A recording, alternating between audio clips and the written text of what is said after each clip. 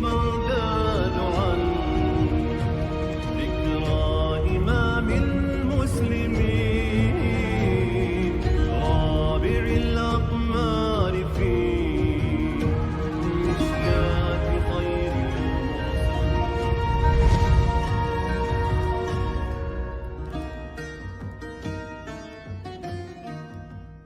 Ini masih lanjutan terkait Al-Quran ya.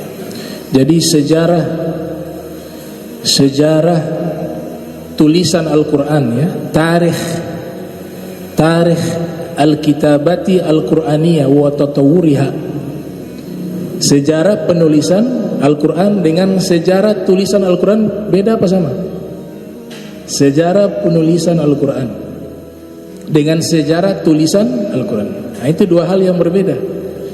Kalau saya mengatakan sejarah penulisan Al-Quran, maka yang dibahas sejarah Al-Quran mulai di zaman Rasul ya, Nabi sampaikan, ada yang dicatat di pelepah kurma, kemudian di masa khilafah Sayyidina Abu Bakar mulai dihimpun dan seterusnya sampai dibuat satu mushaf Utsmani. Itu namanya sejarah penulisan Al-Quran.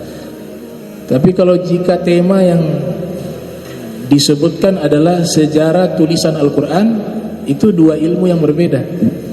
Yang dibahas tulisannya bukan Al-Qurannya.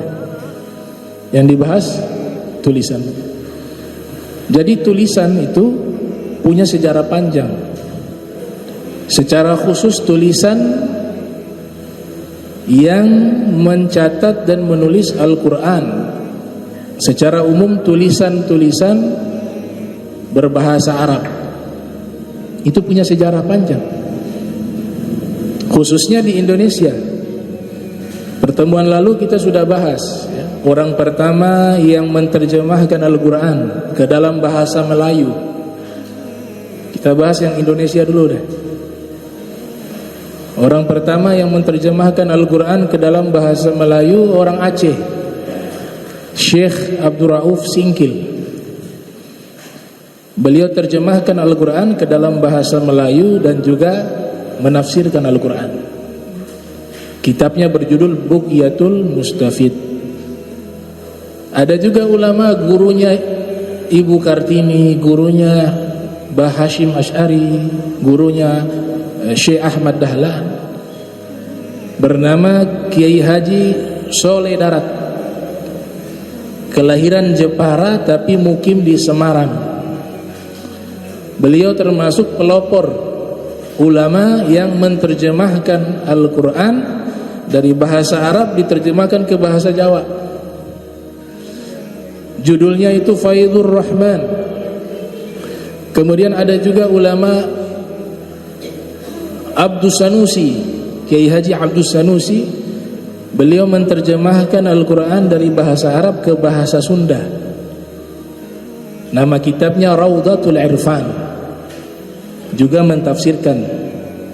Ada juga ulama asal Jawa Tengah, Rembang, Kiai Haji Bishri Mustafa, menerjemahkan Al-Quran juga menafsirkan Al-Quran ke dalam bahasa Jawa, bernama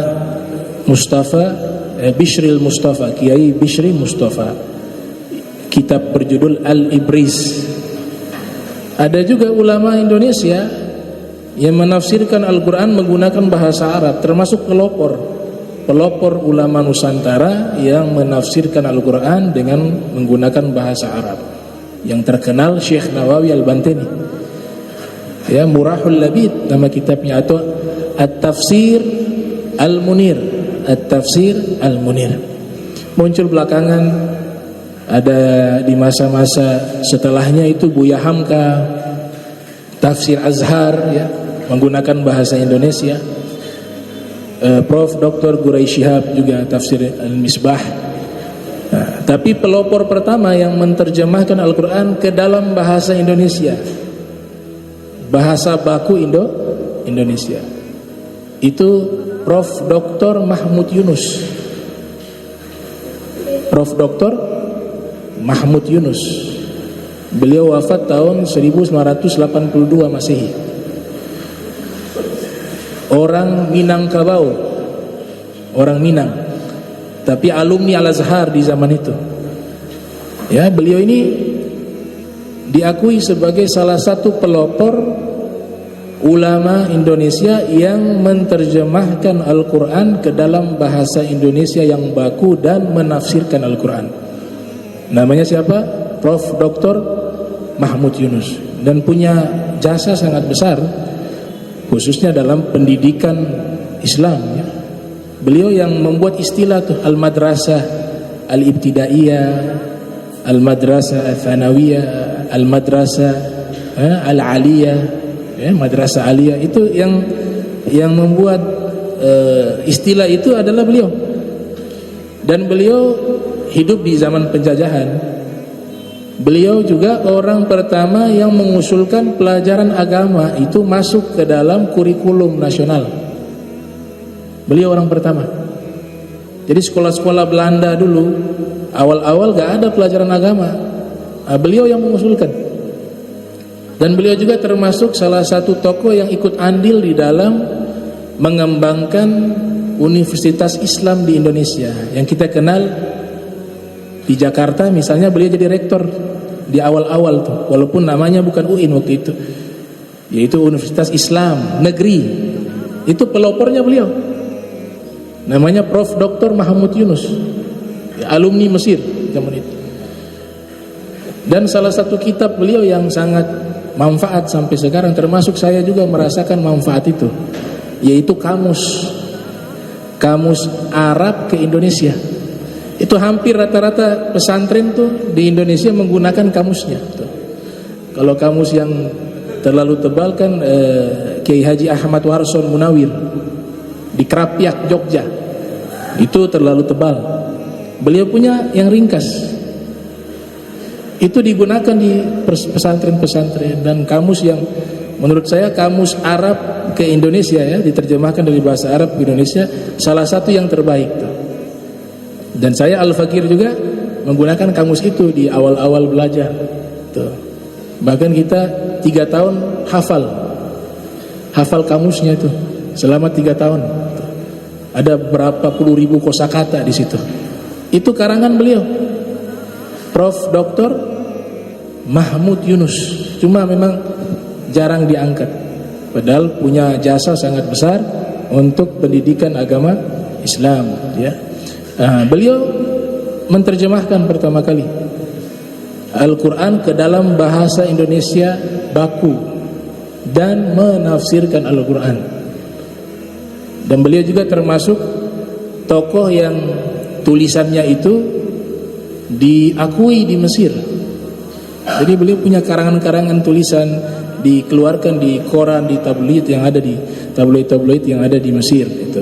Nah, ini tokoh pertama dari ulama Indonesia, ya. Meninggal di Jakarta.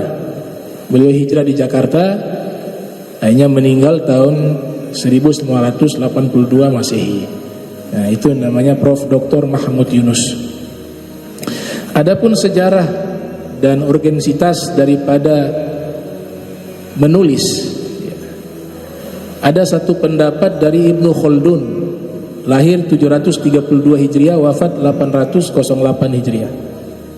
Di dalam buku masterpiece-nya itu Muqaddimah, ya, kitab beliau katakan huwa sina'atun syarifah idh al-kitabatu min khawasil insan allati yumayyizu biha anil haywan.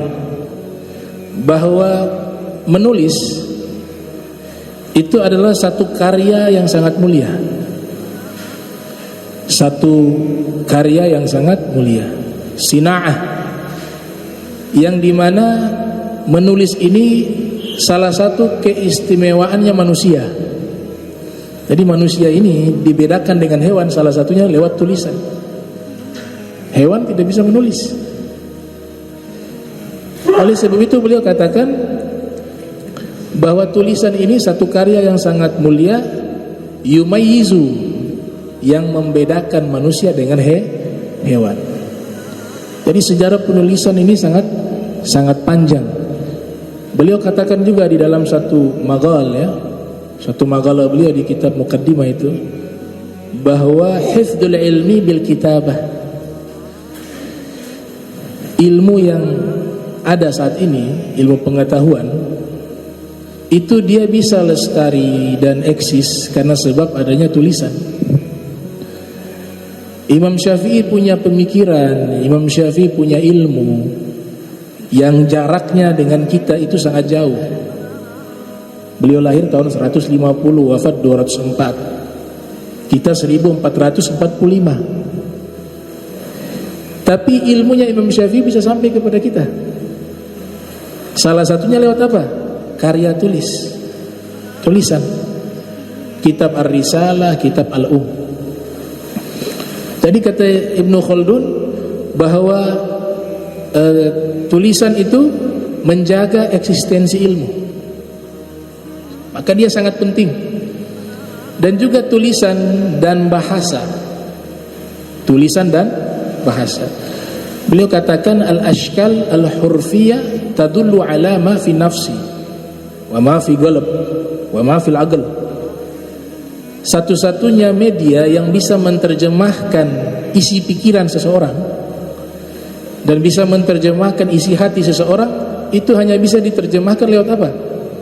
Tulisan dan bahasa. Nah, sehingga dikatakan bahwa tulisan-tulisan inilah yang menjaga eksistensi ilmu. Tulisan-tulisan inilah yang mengungkapkan ilmu yang tersembunyi di dalam hati.